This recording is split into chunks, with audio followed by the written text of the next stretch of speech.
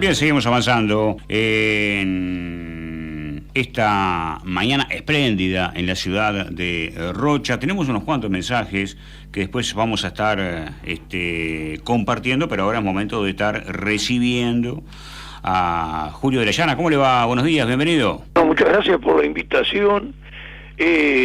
Vamos un poco a hablar en nombre del Partido Humanista y de integrante de la Unidad Popular Frente de Trabajadores, que es la coalición electoral con la cual vamos este año a las elecciones de octubre de este año. No hay, este es un año muy particular, Julio, ¿no hay internas en su partido? Nosotros somos tan pocos por ahora que no hay interna. Por ahora somos pocos. Yo considero que toda participación democrática quizá más adelante sea necesaria. Eso hoy por hoy no se plantea, digamos. Cada cual asume una tarea. En línea general estamos funcionando bastante armónicamente, inclusive esta alianza electoral que es para este año, que incluye al Partido de los Trabajadores y al Frente de Trabajadores en Lucha, que se suma a la Unidad Popular. Y bueno, se está abierto ahí a mayores acuerdos. Y bueno, yo para hoy me gustaría dos temas, si es posible. Uno bien local, que a la gente a veces le interesa, y es parte de los compromisos que tenemos también del reclamo de la gente con respecto al tema del alumbrado público, que sigue estando en el recibo de UTE y no está como corresponde, y sería mucho menos dinero a pagar por el usuario, por el contribuyente, que sería que estuviera anexado a la contribución inmobiliaria, que es como corresponde, porque el alumbrado público está a cargo de la Intendencia. Sí.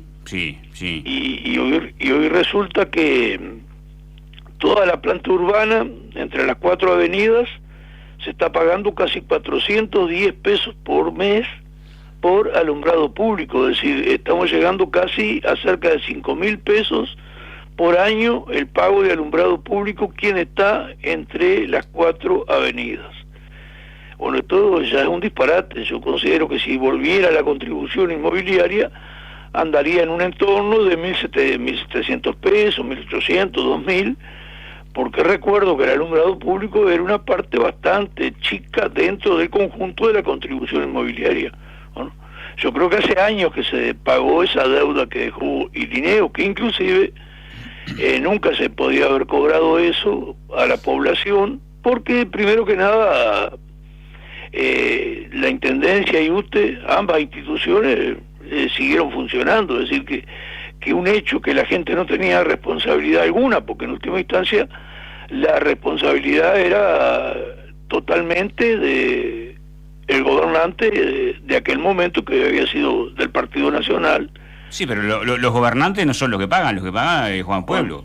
Bueno, pero yo creo que en realidad tampoco iba a pagar, pero la mínima consideración que tenía que haber habido era, bueno, ya que esto pasó, dejarlo, y porque yo creo que es claro, ¿no? Tenemos una empresa pública que suministra energía y tenemos una institución estatal, pública también, que se encarga del alumbrado público. Bueno, acá no se murió nadie, digo, pasó esto, no es lo correcto, pero ni siquiera se tenía que haber sacado el alumbrado público de la contribución inmobiliaria. Ahora, lo que es claro que cuando se hizo eso, se entró a recaudar mucho más dinero.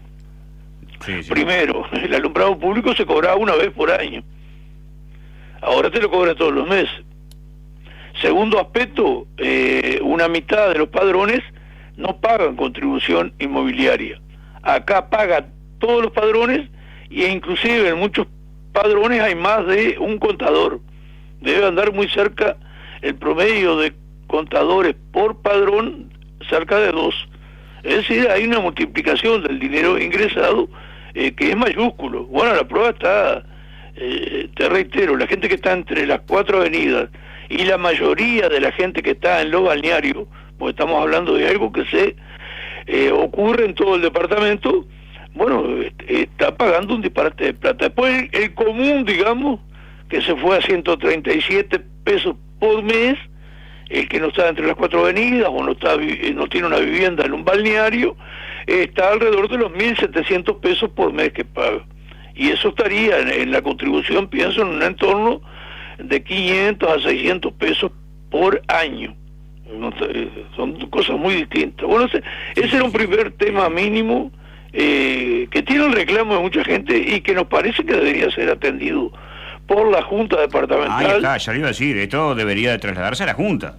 Sí, y bueno, nosotros no somos ediles ni nada, pero este traslado es una voz de los sectores del pueblo que tienen una vivienda de repente entre las 4 avenidas y están pagando casi lo mismo de alumbrado público que de consumo de energía eléctrica. Entonces es una cuestión que muchas veces no tiene sentido ninguno. Seguro. Y se está castigando a la población. Y una conversación que se tuvo los otros días que uno un poco se alegra, porque por lo menos no hablamos de fútbol, que a veces se habla. Justamente una de las cosas que ve la gente, como se aprovechan todos los partidos políticos, todas las dos coaliciones existentes hoy, se aprovechan de ese ingreso extra y uno ve que claramente que tienen poco interés de trasladar como corresponde el alumbrado público a la contribución inmobiliaria, que es lo que tendría que ocurrir. Seguro. Porque claro, sí. estando en la UTE se recauda mucho más dinero a costa de la población, ¿no? Está claro, está claro. ¿Cómo ve a la oposición en la Junta Departamental? Y yo lo que creo que lo que se ha producido en la Junta Departamental es un contagio de lo que ocurre a nivel nacional, y ahí voy al otro tema que quería tratar ahora enseguida.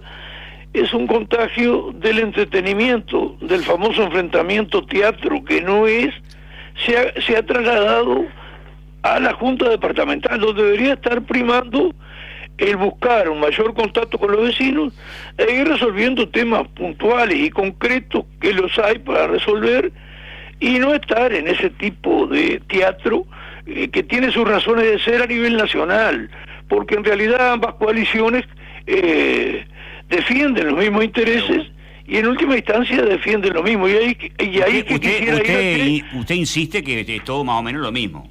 Sí, ahí quisiera ir a un tema central, un tema que sería el de patria o colonia.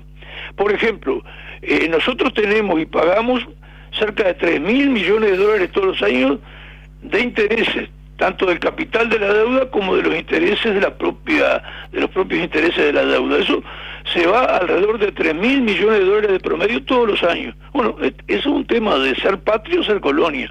Uruguay no tiene necesidad alguna de tener una deuda externa. Eso tiene beneficiarios a la interna del país desde que se creó. Eso sería un poquito más largo de hablar, pero vamos a resumirlo así. Y algo que sigue vigente igual, cuando se creó, los frigoríficos del Uruguay eran de capitales nacionales, era parte de los ricos del Uruguay, lo que nosotros definimos las 1.000, 2.000 familias, que son las dueñas del Uruguay en cuanto a que son dueñas de todos los medios de producción. Bueno, y entre otros los frigoríficos en aquella etapa, donde por supuesto había grandes estancieros, la nómina de sociedad anónima de los frigoríficos. Ahí lo que se le dieron sobre la cuota Hilton y la cuota 483. Por esas cuotas, por haber contraído una deuda del país innecesariamente, porque el país tiene dinero, inclusive puede emitir en pesos uruguayos, inclusive hoy, hay condiciones para ello. En la cuota Hilton reciben 11, 17 dólares por cada kilo, no los 4 dólares común por cada kilo. Y bueno, y eso le da una ganancia bastante grande, en 20.000 toneladas, 20 millones de kilos, a lo que era la oligarquía. Hoy, como cobra la oligarquía uruguaya, y para tenernos endeudados, y el beneficiario que hay a nivel interno, porque después el perjudicado es siempre Juan Pueblo, cobra en las emisiones de deuda. Las emisiones de deuda son compradas por gente que está en todo ese negocio, todos estos poderosos, que es probable que también haya algún político, y esas emisiones de deuda, por supuesto, pagan intereses. La emisión de ellas, la compra de ellas, genera intereses que es parte de lo que pues lleva a esos 3.000 millones de dólares que todos los años tiramos. Y bueno, no sé si fui claro, porque este es un tema que llevaría mucho más explicación. Bueno, y este es un tema que solo pone la Unidad Popular, nosotros como Partido Humanista dentro de la Unidad Popular. Estos son de los temas que solo ponemos nosotros. Y yo quisiera, y a uno le gustaría un debate con cualquiera, oposición, oficialismo, lo que sea. Nosotros creemos que se hace falta el debate, y bueno, y en ese aspecto estamos convocando a que se produzca, porque creo que la propia población lo precisa. Para nosotros es fundamental para explicar a la población cómo es necesario en octubre empezar a votar partidos como la Unidad Popular, que es la única posibilidad de iniciar un proceso de cambio en el país.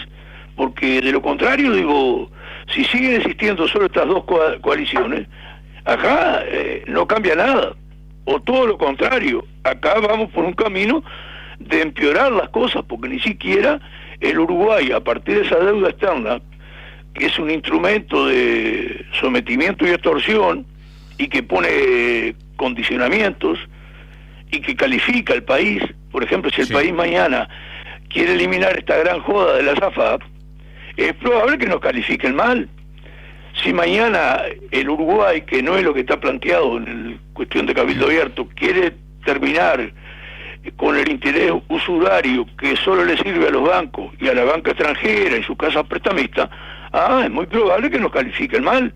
Es decir, estamos haciendo lo que ellos no quieren que hagamos, es decir, tomar medidas de independencia que en última instancia favorecen al pueblo trabajador y a todo el sector productivo. Es decir, la estafa, la joda que significan las AFAP para la futura jubilación, de ahí la importancia de firmar este plebiscito para poder justamente en octubre, junto con el voto, poner la papeleta referida a la seguridad social. Bueno, por eso decía, un tema central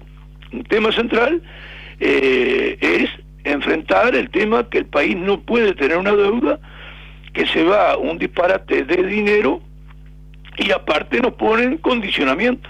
Es decir, porque ese es el objetivo de la deuda externa. Julio, dese cuenta que... Sí, ¿qué iba a decir? No, dese cuenta que usted puede crear 50.000 empleos de la nada, y que para facilitar la cuenta mentalmente ponemos que esos 50.000 nuevos empleos creados de la nada, al dejar de pagar los intereses de la deuda, por ejemplo, 50.000 empleos, un promedio de $1.000 por mes, nos saldrían 600 millones de dólares. Ese empleo tiene un primer empuje el primer año, y después ese empleo genera las condiciones para después, desde el propio trabajo creado, tener los ingresos suficientes para caminar solo. Bueno, estas son políticas que son aplicables, son viables, se pueden hacer. Estamos tirando 3.000 millones de dólares todos los años, porque a mí no me digan de esa enorme deuda que tenemos de estos últimos tiempos.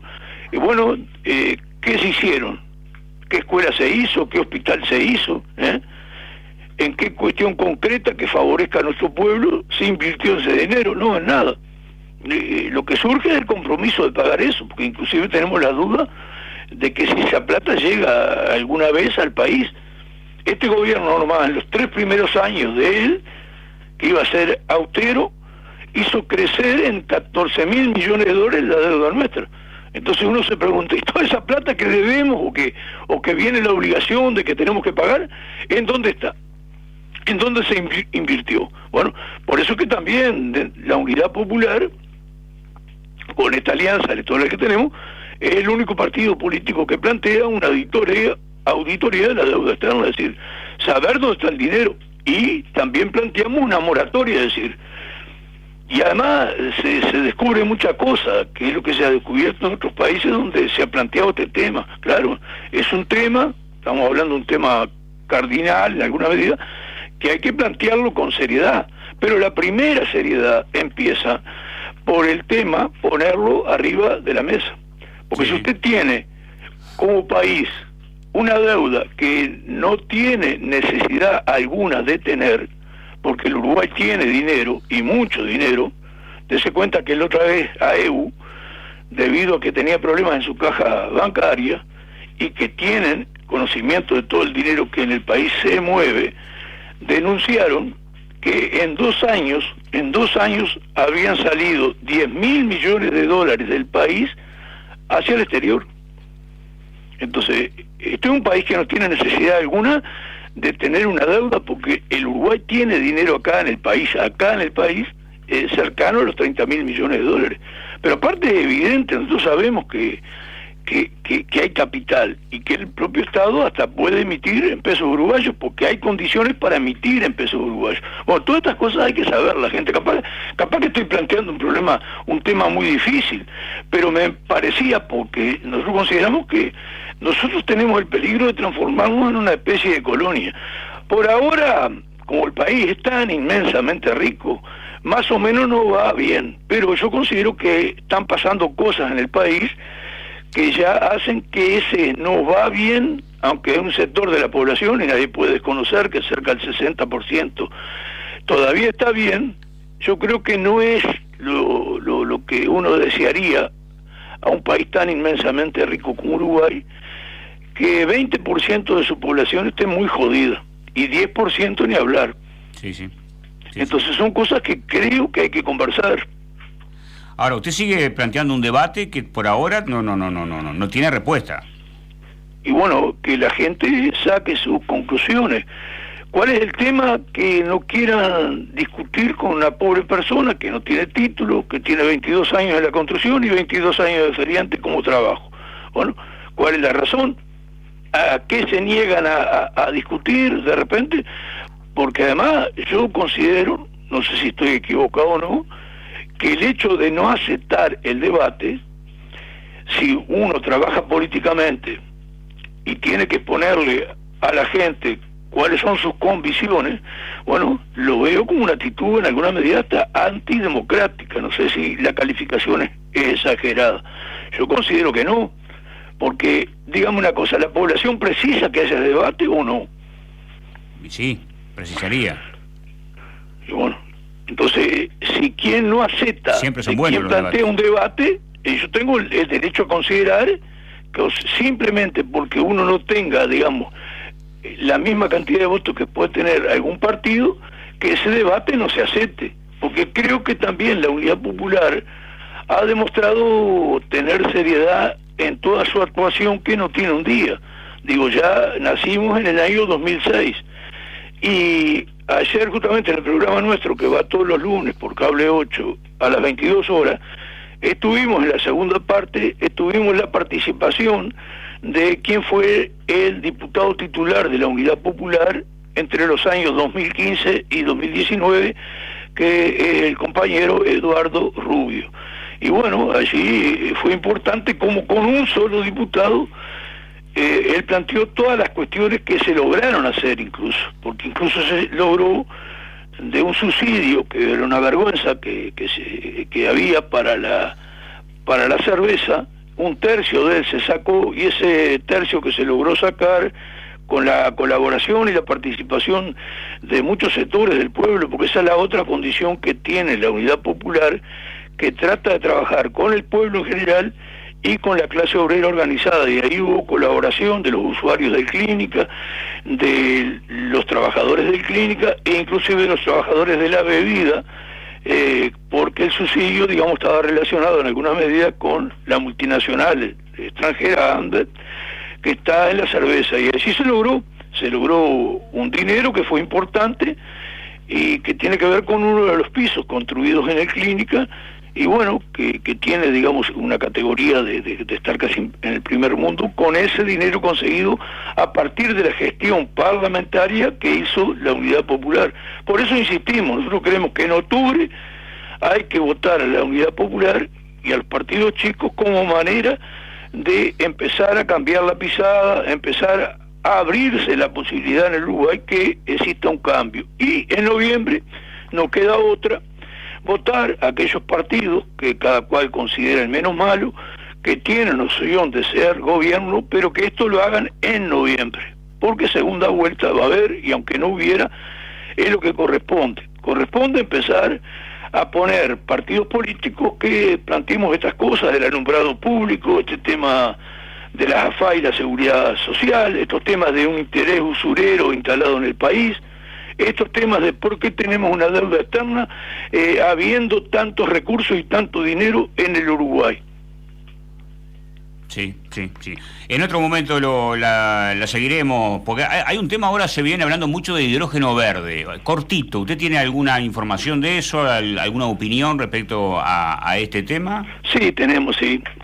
Dese cuenta una cosa. Cortito. Sí, dese cuenta una cosa, Altés. Esto usted le busca información y grandes corporaciones no hacen redituable, no hacen económico la utilización del hidrógeno verde ni en Europa ni en Japón. Y dicen que van a venir a producirlo acá. Digo, imaginar el costo enorme que tiene trasladarlo acá.